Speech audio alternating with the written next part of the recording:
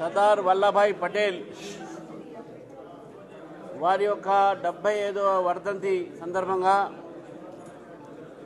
Bharatiya Janata party కార్యాలయంలో వారికి మేము పుష్పాంజలి అదేవిధంగా నివాళులు అర్పించడం జరిగింది. ఈ వ్యక్తి అయితే దాదాపు 560 చిన్న చిన్న రాజ్యాలని కలిపి ఒక మహాన్ భారత్ కింద తీర్చిదిద్దిన వ్యక్తి. మన హైదరాబాద్ స్టేట్ ఆ రోజుల్లో అంటే ఇప్పుడు తెలంగాణ ప్రాంతము, దాంట్లో కొంత మహారాష్ట్ర, కర్ణాటక కొన్ని ప్రాంతాలతో పాటు ఉన్నటువంటి ఒక ప్రాంతం అంతా కూడా భారతదేశంలో భాగమై ఈరోజు మనం భారతీయులుగా గర్వంగా చెప్పుకునేటటువంటి ఒక రోజు వచ్చిందంటే ఆనాడు నిజాం హైదరాబాద్ స్టేట్ని పాకిస్తాన్లో కలపాలనో లేకుంటే ఒక స్వతంత్ర దేశం కింద ప్రకటించుకోవాలనే ప్రయత్నం చేసే సమయంలో ఆపరేషన్ పోలో ద్వారా నిజాం తల వంచి హైదరాబాద్ స్టేట్ని భారతదేశంలో ఒక భాగం చేసినటువంటి వ్యక్తి సర్దార్ వల్లభాయ్ పటేల్ గారు.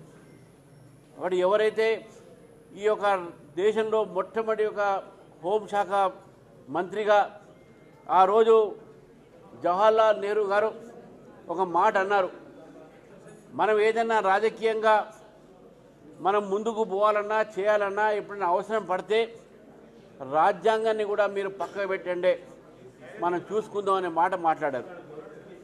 దాని తర్వాత శ్రీమతి గాంధీ గారు రాజ్యాంగాన్ని కాలరాసి ఎమర్జెన్సీ డిక్లేర్ చేయడం జరిగింది. మరి నెహ్రూ గారిని ఎదిరించినటువంటి వ్యక్తి, రాజ్యాంగాన్ని కాపాడాలనే వ్యక్తి ఆ రోజు అన్నటి వ్యక్తి సర్దార్ వల్లభాయ్ పటేల్. సర్దార్ వల్లభాయ్ పటేల్ని కాంగ్రెస్ మర్చిపోయింది. ఎవరైతే రాజ్యాంగాన్ని అవహేళన చేశారో, ఎవరైతే రాజ్యాంగాన్ని కాలరాశారో వాళ్ళని మాత్రమే కాంగ్రెస్ నేతలు, పార్టీలు గుర్తుపెట్టుకుంటున్నాయి. ఈరోజు రాజ్యాంగాన్ని కాలరాసింది శ్రీమతి గాంధీ గారు. మరి ఆ రోజు ఎలక్షన్ కమిషను మాట్లాడుతున్నారు, మనం అపాయింట్ చేసింది వాళ్ళు. వాళ్ళ సమయంలో ఎలక్షన్ కమిషన్లు అపాయింట్ చేస్తే ఆ రోజు అద్వానీ గారు పార్లమెంట్లో అడిగారు, ఎలక్షన్ కమిషన్ ఆఫ్ ఇండియా నిర్ణయంలో అపోజిషన్ పాత్ర ఉండాలి, లీడర్ ఆఫ్ అపోజిషన్కు ఛాన్స్ ఏంటంటే అవసరం లేదని చెప్పడం జరిగింది. ఈరోజు అదే కాంగ్రెస్ పార్టీ నాయకుడు మమ్మల్ని పిలుస్తారు కానీ మా ఒక అభిప్రాయం తీసుకోవట్లేదు. కనీసం మిమ్మల్ని పిలవడం జరుగుతుంది, మీరు అభిప్రాయం ఇస్తారా లేదా, ఎప్పుడైనా లిఖిత పిలువుగా ఇచ్చారా ఏవో తెలియదు. కాబట్టి అటువంటి ఒక నేపథ్యంలో ఈరోజు మళ్ళీ కాంగ్రెస్ పార్టీ రాజ్యాంగం మీద మాట్లాడుతున్నారంటే చాలా హాస్యపదమైన విషయం. నిన్న ఓట్ చోరీ అని చంపి మాట్లాడటం జరిగింది. అక్కడ Priyanka Gandhi election commission of India అని బెదిరిస్తుంది, వాళ్ళ పేర్లు తీసుకొని వాళ్ళు బెదిరిస్తుంది. గతంలో వాళ్ళని కాల్ చేస్తా అని చెప్పింది, ప్రజల్ని కాల్ చేయమని చెప్పింది. ఇది వాళ్ళ ఒక రాజ్యాంగబద్ధమైనటువంటి ఆలోచన. నేను రేవంత్ రెడ్డి గారు ముఖ్యమంత్రి గారు ఢిల్లీలో మాట్లాడుతూ మీ అధికారం పోతుంది, మీ ఓట్లు పోతాయి, ఓట్లు పోతే ఆధార్ కార్డు పోతుంది. అరే ఓట్లు పోయేది ఎవరిది? పాకిస్తాన్ వాళ్ళది, బంగ్లాదేశ్ వాళ్ళది, రోహింగ్యాలది. భారతీయులు ఓట్లు పోవు.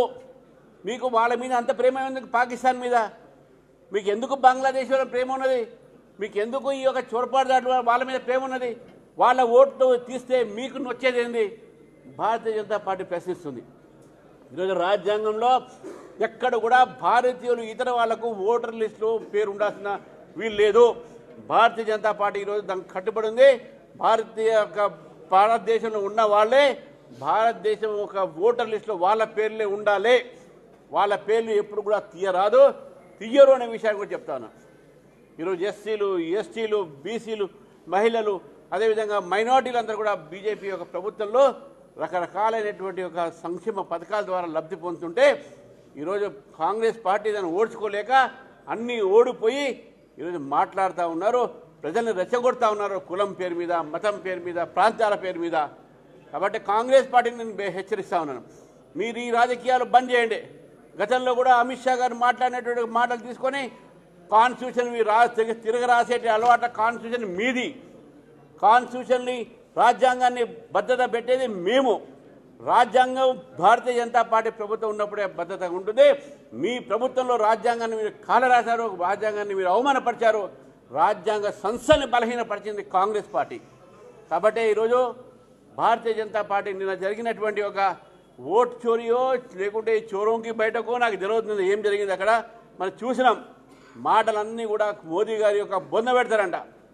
బొందబెట్టి చూస్తాం, ప్రజలు మీ పార్టీనే బొందబెట్టారు. ఒక 2 రాష్ట్రాలు మిగిలినాయి, అది కూడా బొందబెట్టే సమయం వచ్చింది. కాంగ్రెస్ పార్టీని ఈ భారతదేశ ప్రజలు బొందబెడతారు. ఆ బొందబెట్టడంలో ఇంకా 2 ఉన్నాయి, 2 రాష్ట్రాలు. ఇక్కడ కూడా కాంగ్రెస్ పార్టీని ప్రజలు బొందబెడతారని చెప్పేసి కూడా చేస్తున్నారు. ఈరోజు ఏదైతే మాట్లాడుతూ ఉన్నారో, మేము గ్రామ పంచాయతీ అన్ని గెలిచినా ఎన్ని గెలిచినా గెలిచింది అంత పెద్ద కాదు.